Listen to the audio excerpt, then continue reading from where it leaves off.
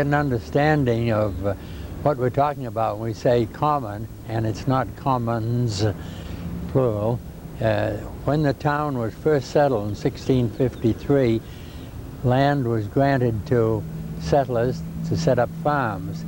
The land that was not so granted became common land. It was owned commonly. We'd call it town-owned land today. And this was part of the common land. It's one of the few, if not the only, piece of land that has never been privately owned in Chelmsford. So by common we mean land that's owned by the townspeople, not by any individual. Now the early days of this common hasn't been recorded much, but it was possibly used for a drill field. The other towns' commons were used for drill fields. It was possibly used for grazing cattle or sheep. That was a common use of common land. Until 1956, this common land, not the park, the common land, started at North Road and continued across the park, across Westwood Street, which is debatably the oldest street in town, included the land the Unitarian First Parish Unitarian Church is on, and it included the lower part of the cemetery. The upper part was purchased later on. In '56, when we put the addition on the church, I was moderating the church meeting, so I'm quite familiar with it. And we found that the town still owned the land, having built the lower part, the red brick part, as the old town hall. That was Chelmsford's first town hall. 1879 they moved across the street. So we purchased the land. Now we are told that in history, or by history, that the town's stocks for punishment were located on this piece of land, I think up near where the monument was, although I don't know any of the details. The first item that's detailed is the erection of the Revolutionary War monument behind me. This was in 1859. It was erected by the Chelmsford Monument Association. The president of that organization became somewhat world famous. He lived at 155 Boston Road, but after he finished school in the 1802 schoolhouse, he, I think, went to Harvard, got his medical degree by studying with doctors, then went to New York, and they named a hospital for him in New York. And then, according to the encyclopedia, he's credited with being the first person to successfully operate on appendicitis or appendix in this country. It had been done overseas. So when they set up the Monument Association, he was elected president. He came on from New York. The vice president was, I got to pause here. Ralph Waldo, the vice president was Ralph Waldo Emerson of Concord, the famous essayist. There were two clerks. One of them was my grandfather, namesake George Adams Parkhurst. Well, they dreamed this up in the early spring of 1859 and said it had to be completed by something like September or October that year, and it was, strangely enough. The motto, which is the town motto now and first appeared on the monument, "Let the children guard what the sires have won," is credited to Deacon Otis Adams, who lived at number 1 Academy Street, where the school for the deaf was.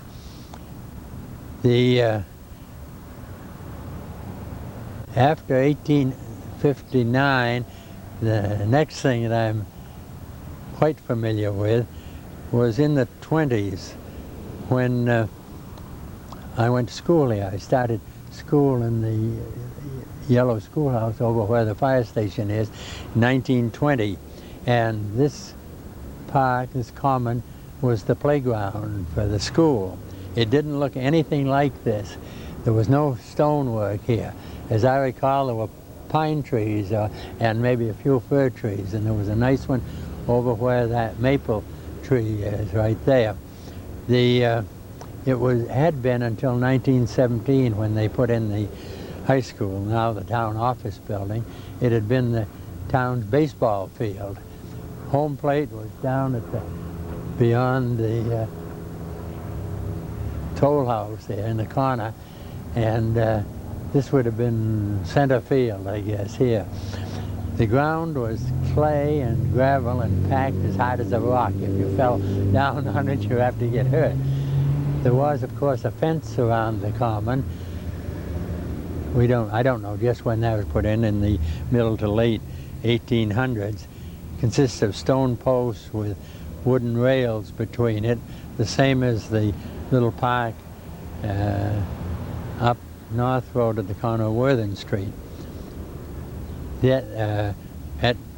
During recess, we used to come across the street here, no traffic. In half an hour recess, you might find one farm wagon and 3 automobiles had passed.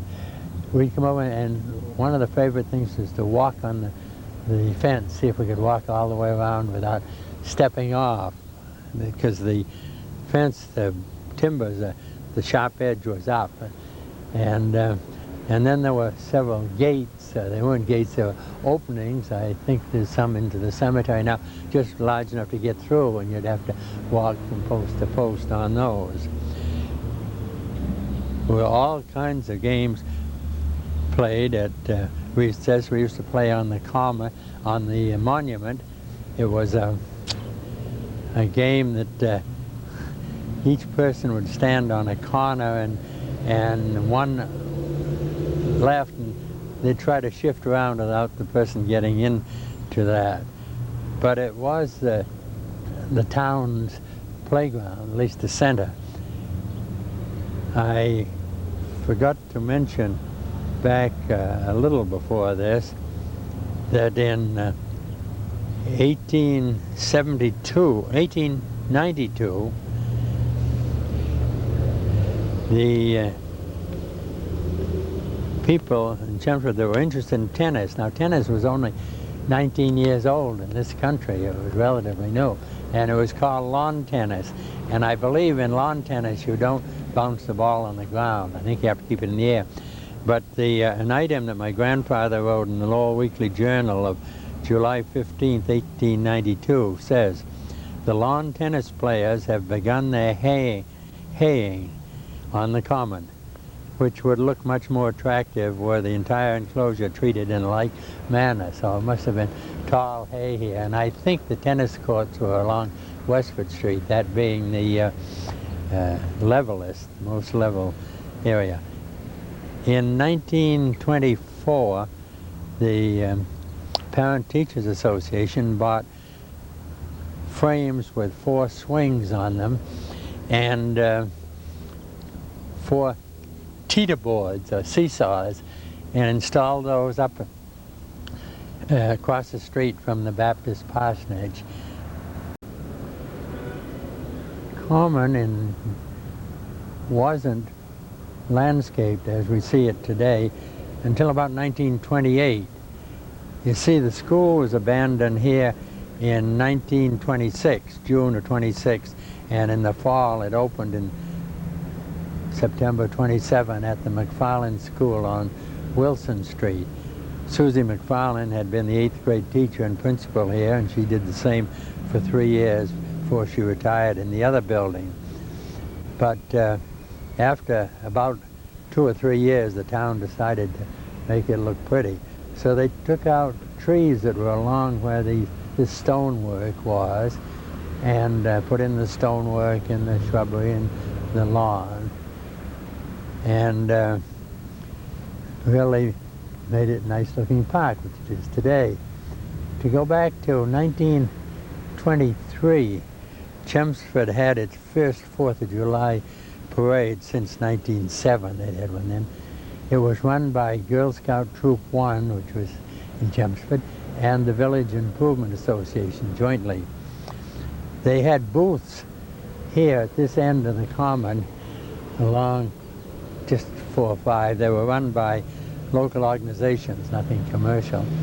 And they opened it on July 3rd at 6 o'clock at night and didn't close till 5 or 6 the next night. It ran all night. That's sort of unusual. One of the things that I remember they had for amusement and to win a Cupid doll. Cupid dolls were the things to win those days. This tree, fir tree that I speak of where the maple is, was trimmed, the branches were trimmed back to 8 or 10 feet above the ground. Then they attached a rope ladder. It was 2.5 feet wide perhaps, ropes, and then the 2 ropes joined and was single rope tied to the tree. Came down the bottom, single rope tied to a stake. As you can imagine, it flips over easily. Well, you paid your 10 cents and then tried to climb that to touch a Cupid doll that was tied to the tree at the top. And if you didn't flip over, you could get another Cupid doll for price. Most everybody flipped over. Another thing they did in that year was have a tug of war. We don't hear much about those now. And I remember it was right along this concrete walk here. The firemen and I guess a group of other men held a tug of war, about an inch rope or 1.25 inch rope, and they dug holes, put their heels in, and really tugged for quite a while before they could move. The center of the rope was marked by a handkerchief tied around it, and it had to move, I think, a foot either side. So that was one thing. Then I believe it was the next year when they had their so-called 4th of July carnival here. There was a Ferris wheel set up right next to where I am, and a merry-go-round. That's when I lost my interest in portable Ferris wheels, when I saw them just hooking pieces together. But it's hard now to picture a Ferris wheel and a merry-go-round on this end of the common.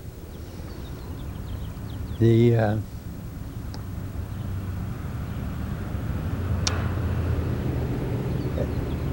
understandably, the things I remember most, like in school, was the things that I was connected with. In 1930, on Memorial Day, the town held a short pageant here on the common, and it was for the 275th anniversary of the founding of the town. The Boy Scouts dressed up like Indians. I've forgotten, there were several groups in the pageant. I played the part of Samuel Parkhurst, who, according to history books and tradition, on the 19th of April in '75, rushed into the house, grabbed his father's gun, and took off for Concord, yelling back to his mother, "I hear the shoots, Mother, I'm going." So I had to say that and then follow some of the Minutemen down to the center of town. There's been other pageants here, I'm sure, but I don't remember them. But then... But talking about Minutemen, maybe we can talk a little bit more about this Minuteman boulder over there. In the center. Right.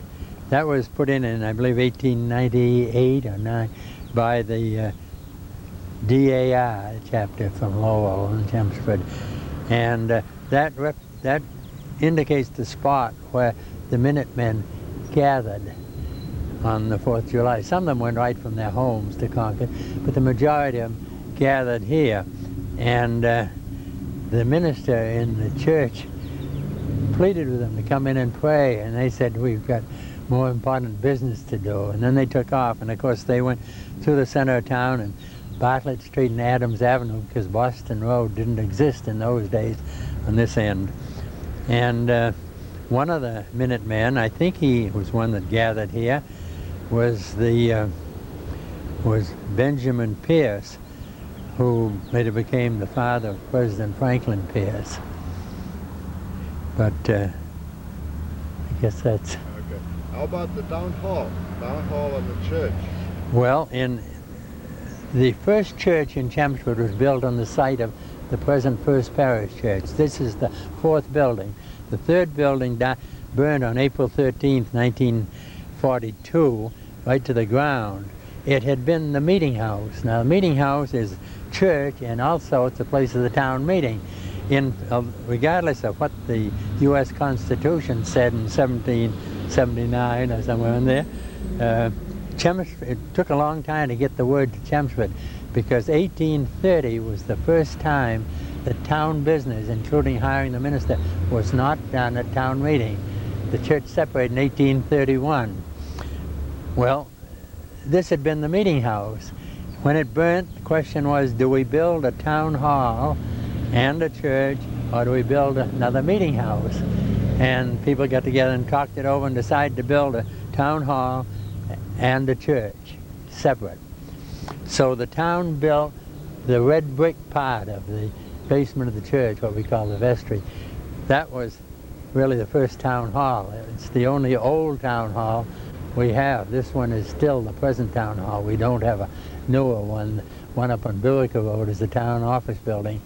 But the town built that, and then a group of people by the name of proprietors of the Chelmsford Center Meeting House built the wooden church on top of it. Originally, they considered putting them side by side. There were two separate buildings, but it was most practical to put one on top of the other.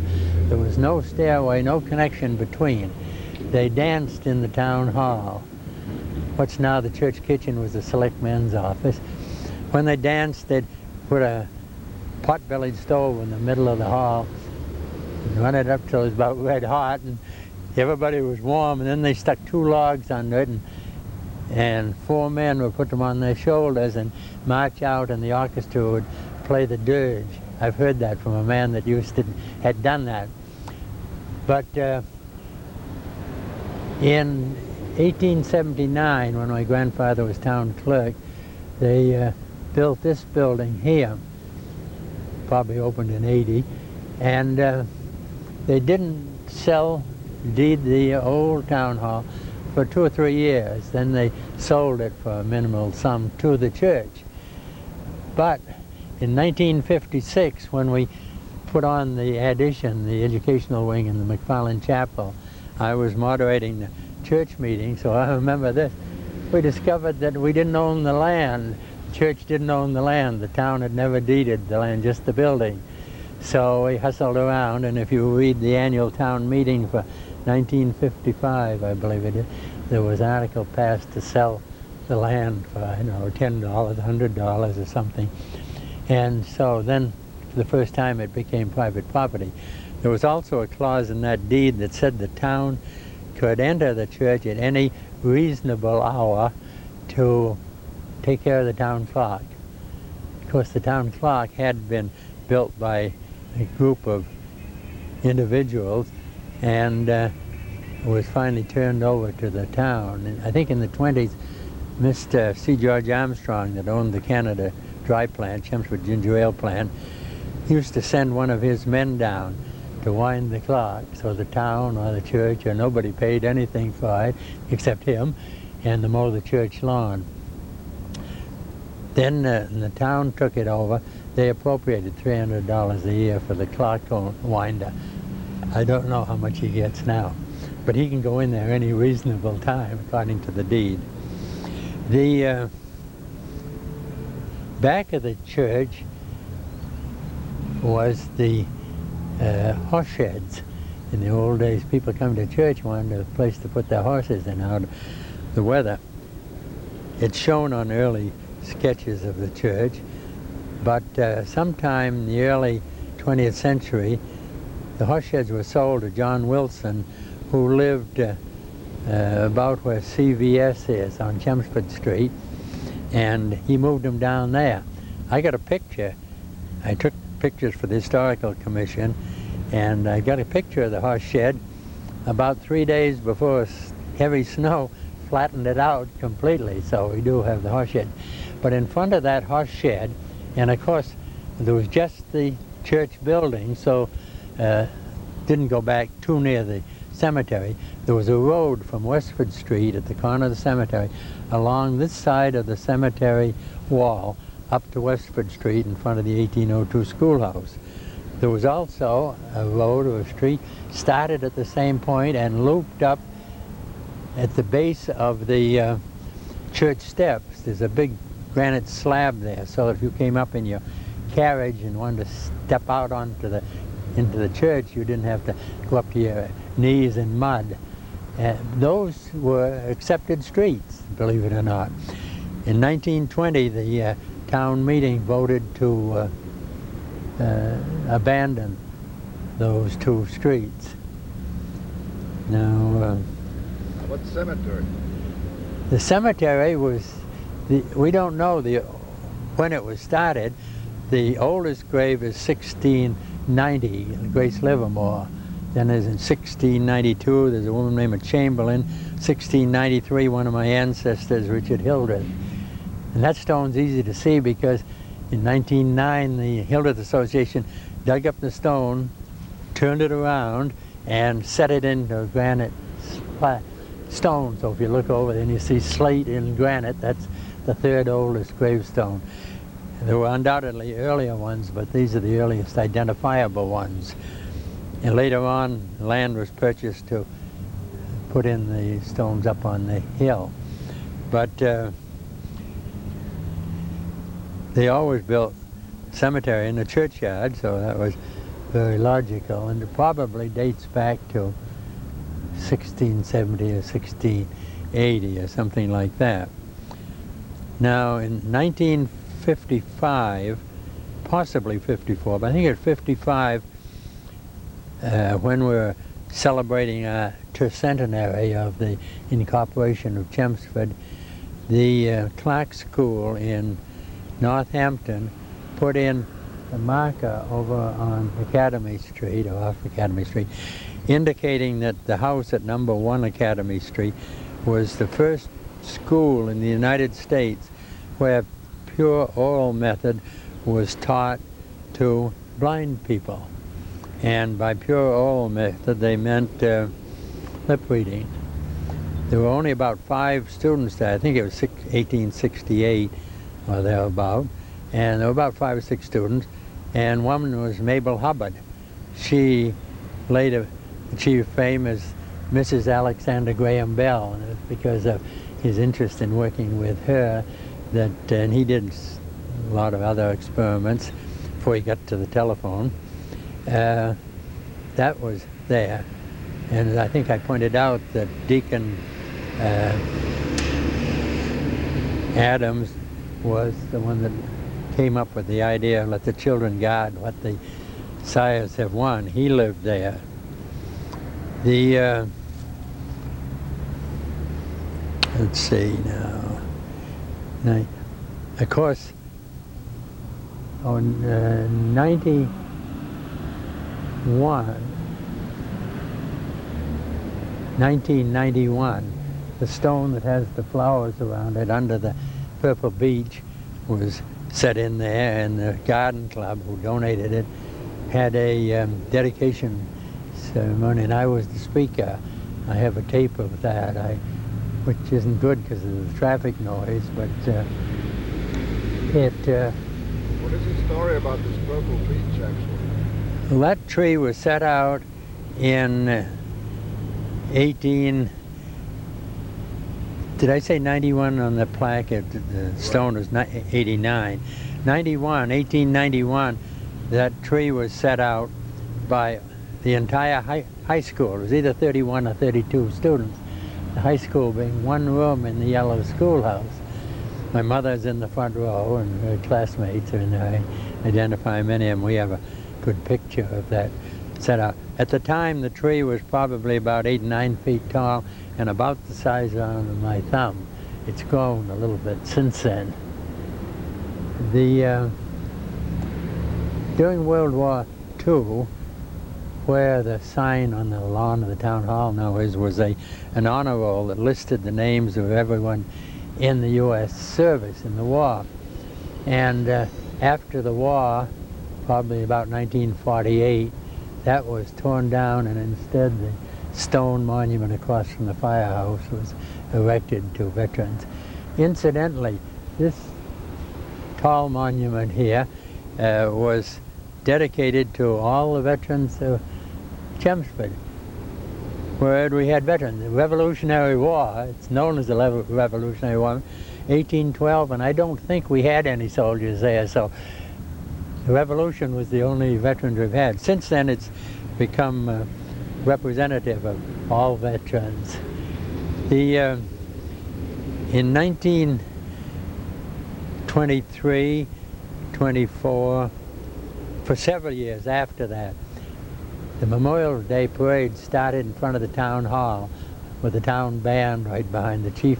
Chief Marshal had, 10 or a dozen aides all mounted on horseback with silk hats and ribbons, and they'd get on through the center of town, around the library, back up Littleton Road, and in front of Ginger Ale Square, or whatever it is, there's a gate. They'd go in there, and they'd go to two different veterans' graves, a Civil War veteran and a World War I veteran.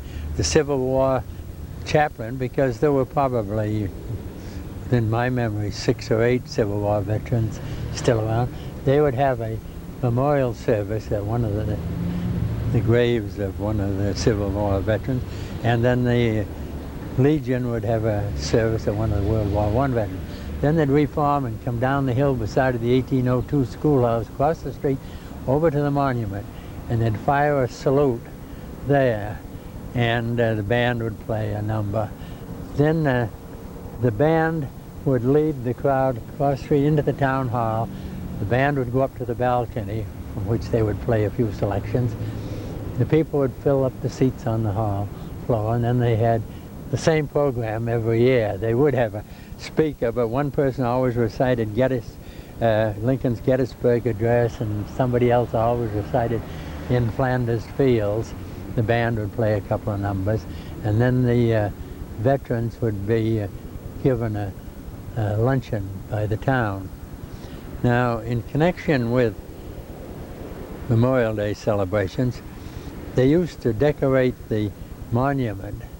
We have lots of pictures of that, with red, white, and blue bunting coming down on all 4 sides. I can remember once, probably about 1927, 28, the Boy Scout, previously the churches had taken care of it. Boy Scouts were asked to take care of it, and I was delegated to do some of the work.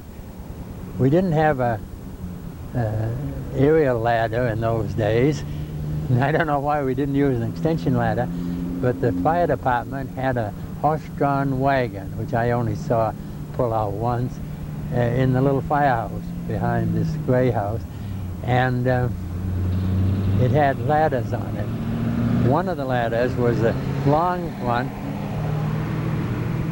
It reached from the ground up to the crown on the monument, and was probably maybe 4 feet wide at the bottom, 42 inches so. And so we brought that over and got some strong men to put it up, and I climbed up there and did what everybody else had done previously, threw a rope around the monument above the crown, tied it as a loop, and then put on 4 pieces of red, white, and blue bunting, one for each side, brought those down, and we anchored those to bottom, and then, as always, we erected stacked guns on each corner. These were wooden replicas of guns, and there were I think there were 4 in stacks, or 4 stacks that were stored in the town hall attic between Memorial Days, and those stood at each corner, and that was a standard decoration. So I'm quite familiar with that.